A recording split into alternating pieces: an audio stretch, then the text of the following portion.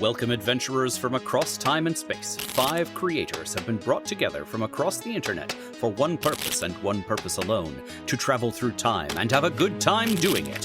When big changes happen to the timeline, the change attracts other time travelers like gravity. They won't be able to move past it until they fix whatever was messed up. So our heroes are stuck together, but only for the time being.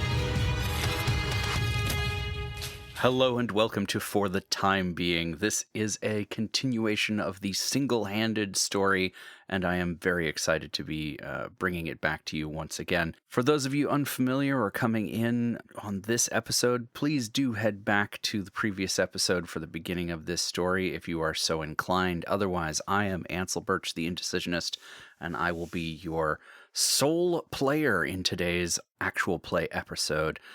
Normally, we have an amazing cast of incredible creators, and because they are incredible creators, they were all incredibly busy over the last month. Several of us all went to PAX Unplugged in Philadelphia, and for everyone that I met there, thank you so much for being so very welcoming. It was my first time at that amazing event, and I am already planning my next trip back. So, Philly, this is not my last time seeing you. And I will catch some of you around the board game checkouts in the free play area next year. Don't you doubt it. But to continue on with our story, I wish to bring us back into the world of Deck. This is a pirate setting, a solar punk pirate setting, and it is designed to give us a historical approach to piracy, but also a opportunity to see the antagonism between 4 individual lifestyles. As the marketing material says, there are 4 horizons: the merfolk who live under the water, as opposed to the Flylanders who live in the sky, and the pirates who live on their ships, as opposed to the colonies who live on their islands. They're 4 opposing viewpoints on the world, and their 4 specific goals in life show up in the suits of the cards that we use for this game. Deck is based on the Mavericks system and utilizes a deck of cards as our mechanic. So I have that deck of cards in front of me. It has been marked for a character named the Highest, who is the leader of their Flyland. Their Flyland being the Blue Dynamo Flyland. And the Highest is a character who was created for this setting. We, in our previous episode, ran afoul of some pirates who tried to stop the Highest on his way home to the Flyland that he runs. And just as he was getting close to there and close enough to make his way up onto the Flyland itself, those pirates made their attack. But he was able to fight them off with the help of his mermaid friends at the last second. So we rejoined the Highest now, with the pirates having been dispatched or taken care of by the merfolk. And I think the first thing to sort of check in on is, how are the merfolk that I just called on or just accepted the assistance of, how are they dealing with this moment post-conflict? So I'm going to draw my first card. This is a luck card. So I am going to call a suit. If the card is of that suit, then I'm going to say I've gotten lucky, and the merfolk are favorable to me today. Since we've established that this is a good relationship, a working relationship, I'm going to say that I have advantage on this, and I'm just going to draw. I'm just going to call a color. So I'm going to say if this card is red, then they are happy to see me and happy to have helped. And it is. It is a 5 of hearts. So I think as the merfolk, the high fluke of this pod that lives underneath the blue dynamo Flyland, as she comes up out of the water, she flops up onto the deck of the dinghy that I was riding over, and as her legs, or as her fins hit the deck, she begins to look to me with concern, friendly concern. She sort of pulls some of the kelp out of her hair as she looks me up and down and says, I've never known you to be caught unawares, human. It's strange to have this sort in waters so close to the Flyland. Were your lookouts not able to stop them? I look at her appraisingly and thankfully, and I say, you know as well as I do that as soon as I get up to the Flyland, I'll be telling them all the things they did wrong. We'll find out what happened and why these pirates were able to sneak up on me here. But I think the most important thing right now is that I'm so appreciative of the help that you've given us. However can I repay you for the service you've done today? And I think as she is picking that last piece of kelp out of her hair, she looks at me and gives me a wink. She says, well, I think we can put it on your tab. After all, what's a little intervention between friends? Just remember it next time we're negotiating for goods. What you say? I suppose that's a reasonable choice. It is at this moment that the crew from the Flyland above call down, "Ahoy down there! Is everyone all right?" I look up and I make a broad gesture indicating that I am in fact fine. And with that, they furl down a long rope ladder, and it lands nearly on top of us. I grasp the bottom, and I reach out a hand to invite my dear friend from the merfolk colony to join me in returning up to the Flyland above. She smiles and grasps hold of the bottom of the rope ladder, and as the two of us climb up, she begins to dry out. And while I don't get to see it, the audience gets to enjoy as the common magic, the magic that is built into the very spirit and self of our merfolk friends, begins to shimmer around her lower half. And by the time we're halfway up, in the wind of the wind of the sea, passing under the Flyland as it dries her out, her fins split to form legs, and the little skirt that she's been wearing around the bottom of her fins serves a much more important purpose all of a sudden as she gains more human characteristics. By the time we get to the platform, she looks like any other human walking the earth, any other pirate or Flylander. She could easily surprise any of us with her inherent magical capabilities, if not for the interesting pupils of her eyes. She has those gold squid eyes with the sort of W-shaped pupils that go up and down. They're incredibly unsettling if you're not expecting them, and the dead giveaway if anyone's ever looking for a merfolk out in public.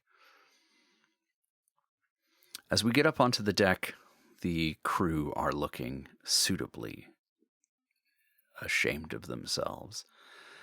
They all stand at rough attention that they are not accustomed to. This is not a society in which we stand upon formal arrangements and courtly courtesies on many occasions. So it is that much stranger for the crew to have to present in such a fashion. But their shame has driven them, and so it is worthwhile to allow it to continue for a moment as they process their error. As I step out onto the deck, I think I do need to deal with what happened and find out what the deal was.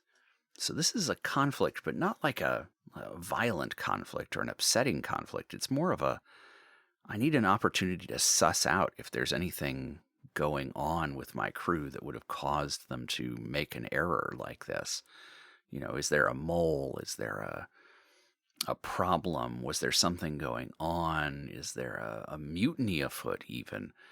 So since this is something akin to a conflict, I am going to go ahead and draw a conflict set and see if we can learn something about that. So I'm drawing 3 cards for myself face down on the table in front of me, and 3 cards for the antagonists across from them. So I currently have an array of 6 cards. I think it's going to take like 10 minutes to have this conversation where the crew and the highest sort of debrief from what's happening, and the highest tries to figure out if there's anything going on, anything nefarious or concerning that needs to be addressed. So I will go ahead and flip over our first card and see what it tells us. All right, so my first card is an 8 of Hearts, which is marked with the ally mark. I really like what this suggests, because not only is it an established ally that this character has, but it speaks to the fact that he has allies, he has friends, and this is the place where those friends are. His friends are the crew of the ship and the merfolk beneath. So let's see. For me, the 8 of Hearts actually represents this merfolk, Volaro. So that works very well in keeping with our story. I think Volaro is absolutely here to help me. And so it's wonderful that that's the card that I drew in this moment. Kismet, absolute kismet. So Volaro is the card that has come up, but mechanically what this does is give me a second card to draw, and I pick the better of the 2. All right. The second card of the 2 is the six of spades, which has a stunning mark on it. The 6 of spades could give me the opportunity to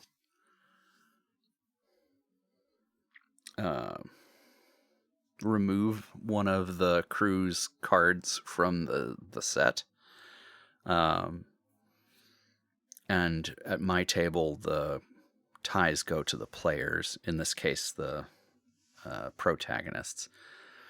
So the 6 of spades against their 6 of diamonds, that still does give me the upper hand.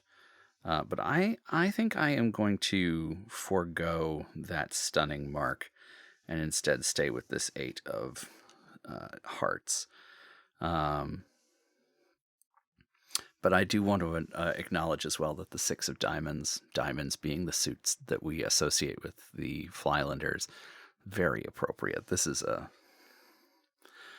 very satisfying as for me as the person who wrote this system, that these suits are playing out the way that they are in this moment. It's very num. So this tells me that the high fluke, whose name is Volaro, is being incredibly helpful here. I think that her presence adds a level of importance to these proceedings, where my relationship with my crew is a little bit more casual, a little bit more family. Having Valaro here as a witness to the error that was made and the danger that I was in, the level of problem that these pirates represented, I think that does a lot in this moment to sort of shock the crew into compliance. But there's nothing to suggest about this that they are affiliated or connected with the pirates or working with the pirates. This is a 6, so maybe the implication that I could draw from that if I needed to use the cards as my guide, maybe it's that the crew that we have here are not my A team.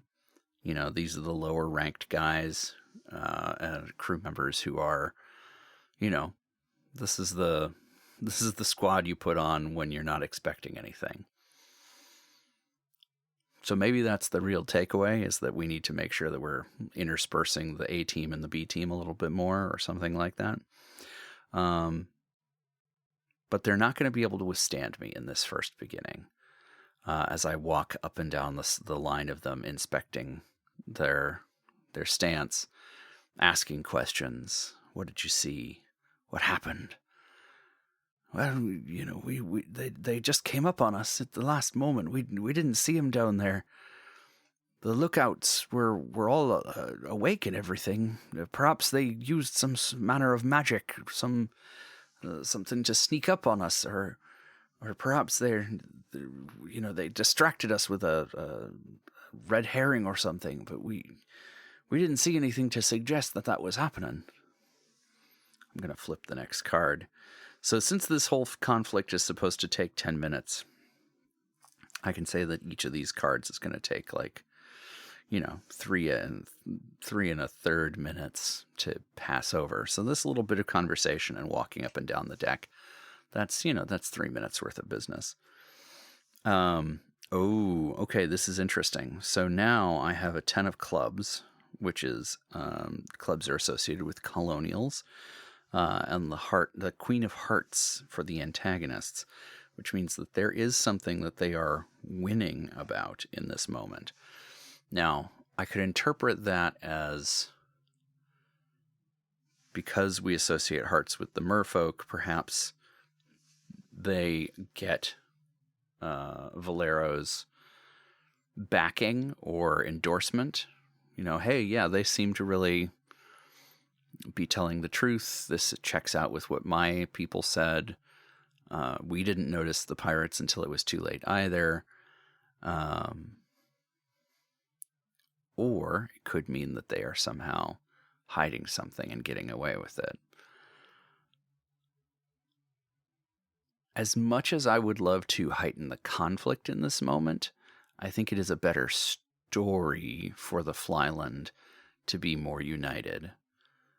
So I think that in this moment, what I'm going to opt for is that the Flylanders, the crew, get my friend Valaro on their side. Her endorsement pushes against my suspicion. And there's 3 minutes of conversation about that. And then we'll flip over our final card.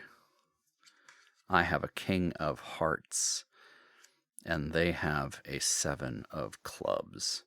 So I have won the majority of the tricks, or the majority of the pairs here. So the ultimate victory is going to go to me. And the King of Hearts, again, the heart's going to associate with the merfolk. Clubs we're associating with the colonials.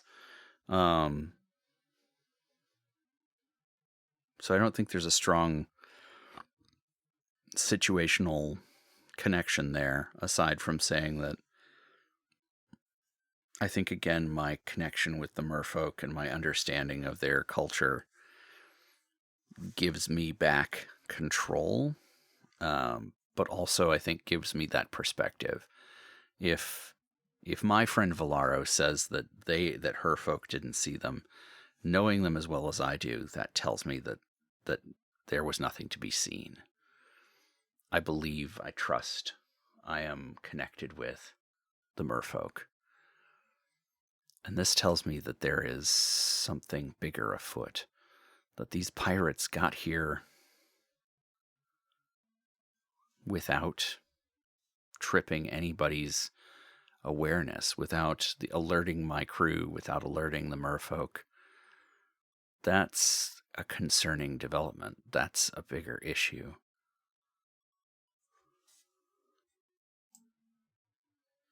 I think what I'm going to opt to do is have some of my crew go back down to the Flyland, or not back down to the Flyland, back down to the pirate ship, and see if they can find anything that indicates the way that these pirates arrived, because they clearly snuck up on me out of nowhere. They captured me, and that's an escalation. That's a big change. And as the leader of this Flyland and an ally to these merfolk, if there are pirates who are making depredations on our area,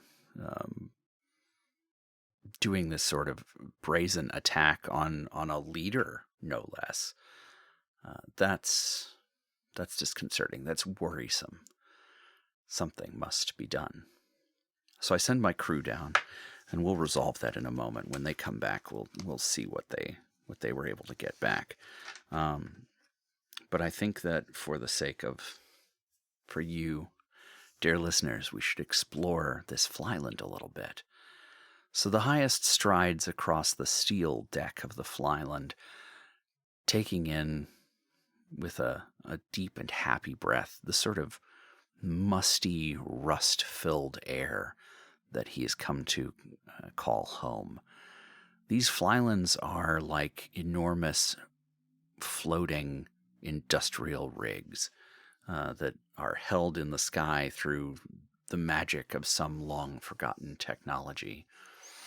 These Flylands are here from the people who went before, and no one left in the world of Deck remembers the pre-cataclysm. No one remembers what happened to cause the world to be the way that it is, and even less so do we remember why these Flylands would have been a part of that old society. But what we do know is that these Flylands hold the vast wealth of the world before. And as Flylanders like the Highest and his people explore into the Flylands, dig into them, live upon them, they find these pieces of old technology, and more than that, they learn to use them. The big thing that unites all Flylanders is a scrappy desire to figure out what something is and what it can do for either themselves or the world at large. This is how we make our livings, but it's also how we make our livings more comfortable. Living on a Flyland means air conditioning. It means potentially running water and flushing toilets. These are luxuries other places don't have. Not even all Flylands boast these luxuries, but Flylands are certainly the only place you're going to find them consistently. So it is that he wanders the deck of his Flyland and looks up to the living quarters, the storage spaces, and the cargo hold full of precious goods from the days before the cataclysm. In here, the Blue Dynamo has found a cache of the most precious of all the things from the world before. Many of what comes to us from the ancestors requires a connection to something that gives it life. We call it the blue spark. And some things just seem to have it inherently. Some things only for a little while. But what the Blue Dynamo has are enormous black panels made of glass. Underneath are intricate gold symbols, arcane markings from the days before. And when connected with these ancient artifacts, these black panels provide the blue spark. With these black panels, we could power all of the ancient artifacts, potentially forever. This puts the Blue Dynamo on the map as an important place, but does also expose us to the danger of pirates. Those pirates showing up here means that this has been found out, and our location is compromised. If we're going to survive, the people of the Blue Dynamo are going to have to either increase our defenses or move. There are legends of moving Flylands, but the highest has never done it. Does not know anyone else who has. But it is theoretically possible. And so in our next episode, I think we will gather a council of sorts. The Blue Dynamo and our nearest neighbor. We will call to them for a meeting of the minds. We will include Valaro, our nearest ally and greatest friend. It might even be worth going out into the pirate lands to see if my old enemy, Captain Friedland of the Great Goat, is making a nuisance of themselves.